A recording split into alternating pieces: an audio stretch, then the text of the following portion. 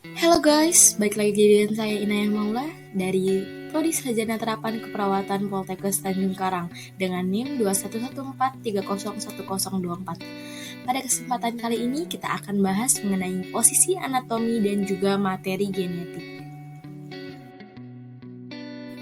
Kita akan masuk ke pembahasan tentang anatomi terlebih dahulu. Sebelum kita membahas lebih lanjut, sebaiknya kita pahami dulu apa itu anatomi. Nah, anatomi berasal dari kata ana dan tomi, dengan ana yang artinya bagian dan tomi adalah potong. Anatomi adalah ilmu yang mempelajari bentuk dan susunan tubuh baik secara keseluruhan maupun bagian, serta hubungan alat tubuh yang satu dengan yang lainnya.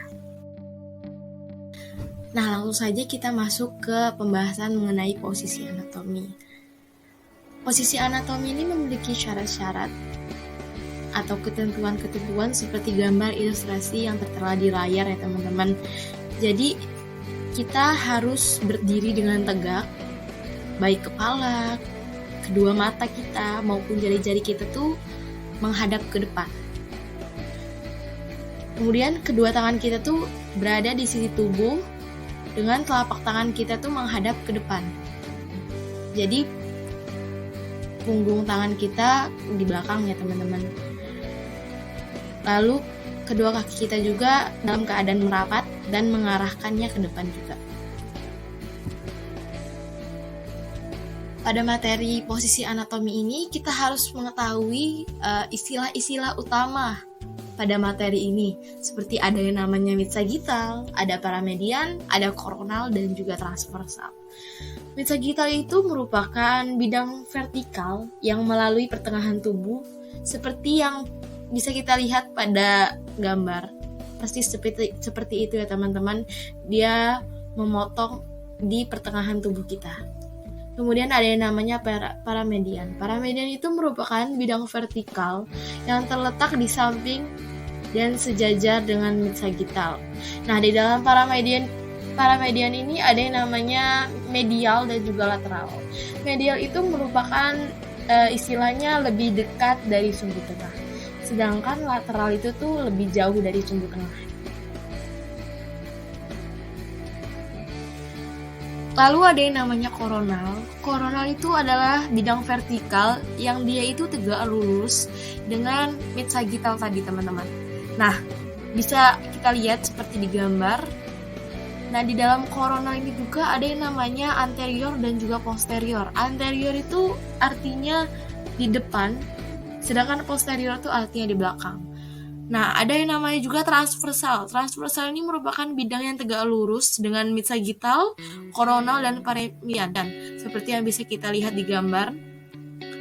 Dan di transversal ini juga ada yang namanya superior dan inferior. Superior itu artinya dia atas, sedangkan inferior itu dia artinya bawah.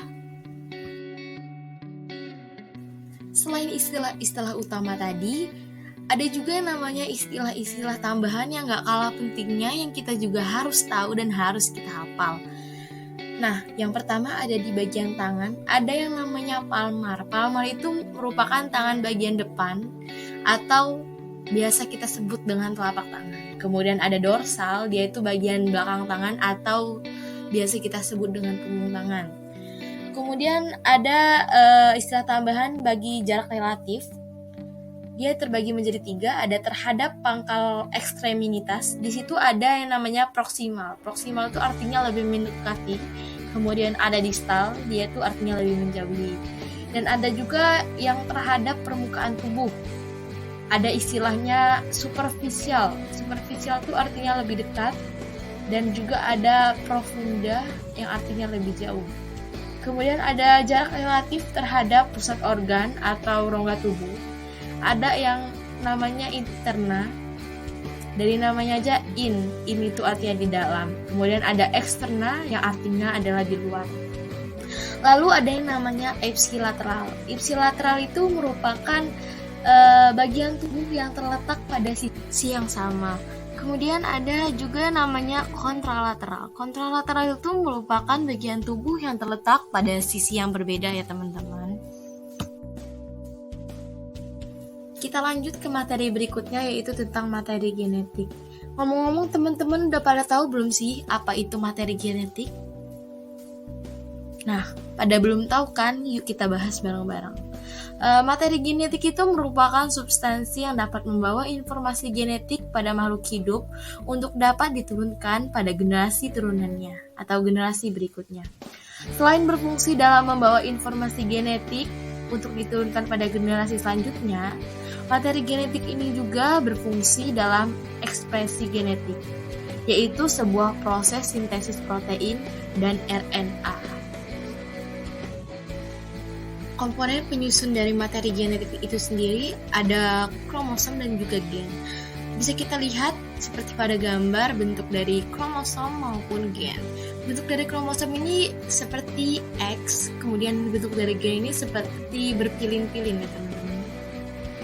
Pertama-tama kita akan bahas dulu mengenai kromosomnya.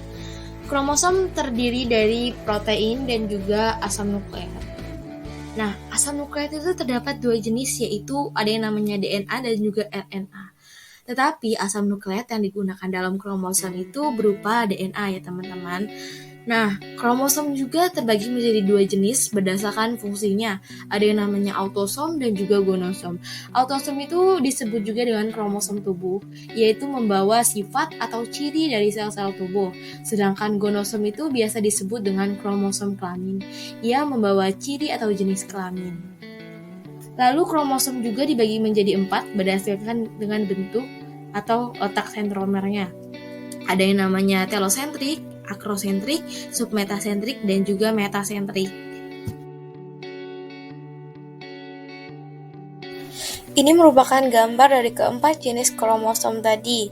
Bisa kita lihat perbedaan yang begitu jelas dari keempatnya, mulai dari telosentrik, akrosentrik, submetasentrik, dan juga metasentrik. Lanjut ke materi tentang gen.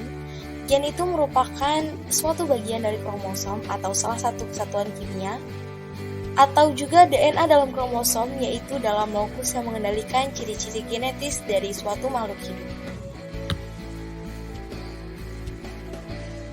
Gen ini juga tentunya memiliki sifat-sifat dan fungsi tersendiri. Sifatnya yakni ia mengandung informasi genetik, kemudian tiap gennya memiliki tugas dan fungsi yang berbeda. Ketika waktu pembelahan mitosis dan meiosis, ia dapat menduplikasi. Lalu, sifat gennya ditentukan oleh susunan kombinasi basa nitrogen. Lalu fungsinya yaitu untuk menyampaikan informasi mengenai genetika dari generasi ke generasi, menentukan sifat-sifat pada keturunannya, kemudian mengontrol, mengatur metabolisme dan perkembangan tubuh. Kemudian di sini kita akan mempelajari tentang sintesis protein.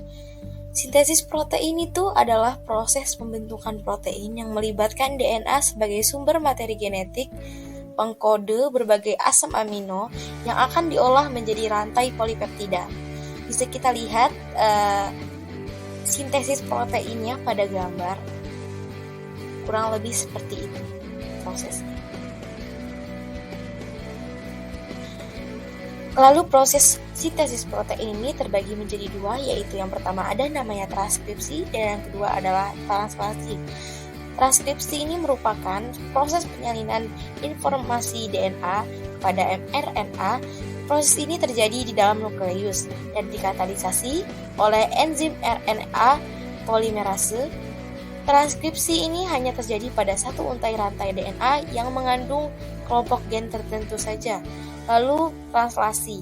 Translasi ini adalah sintesis polipeptida dari mRNA untuk menentukan urutan-urutan asam amino yang akan membentuk suatu protein. Translasi ini terjadi di ribosom.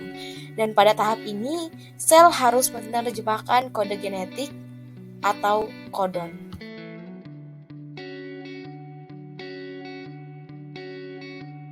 Dari yang kita pelajari tadi, ada yang namanya DNA dan ada yang namanya RNA.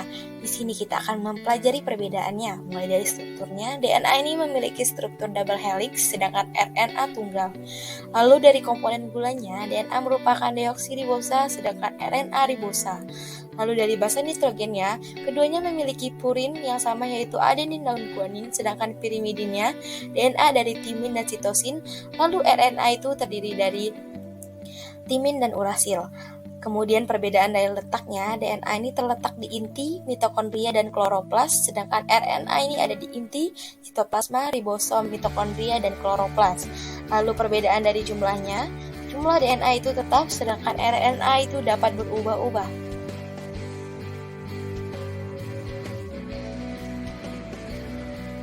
Oke teman-teman, mungkin segitu dulu penjelasan singkat dari saya mengenai posisi anatomi dan juga materi genetik.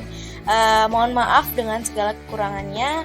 Kepada Allah saya mohon ampun. Saya Inaya Maula dari Sarjana Terapan Keperawatan Poltekkes Tanjung Karang. Pamit undur diri. Terima kasih atas segala perhatiannya teman-teman. Sampai jumpa.